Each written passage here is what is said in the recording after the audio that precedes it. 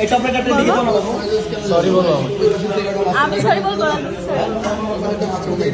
তুমি কেন আমাকে থানায় নিয়ে আসছো? থানায় নিয়ে সেটা তো সব দেখতে হবে, কিন্তু আগে সরি বলো। আমি ফার্স্টে বলছি তোমাকে সরি। আমি বলছি সরি বলো। দেখছেন গাইস, এই যে রাজপথ যে সিরিজ চলছে, এখানে ও আমাকে একটি মিথ্যা মামলা দিয়েছে। তো এখন ওর তো সরি বলো অবশ্যই উচিত, তো ও আমাকে সরি বলছে। তুমি আমাকে সরি বললে মামলা তুলে নেবে। তোমার কি এখন অহংকার বেড়ে গেছে টাকা পয়সা হওয়ার পরে? হ্যাঁ, কেন?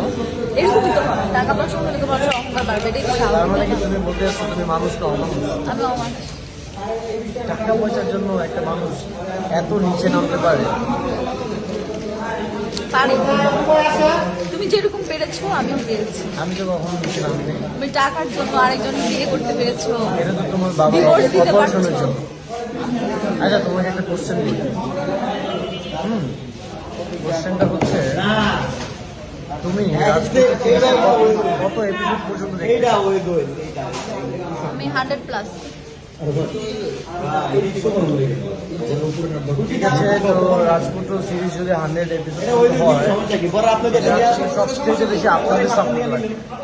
তো আপনারা বেশি বেশি ভালোবাসা দিন আর দেখতে থাকুন। গরিব ঘরের রাজপুত্র।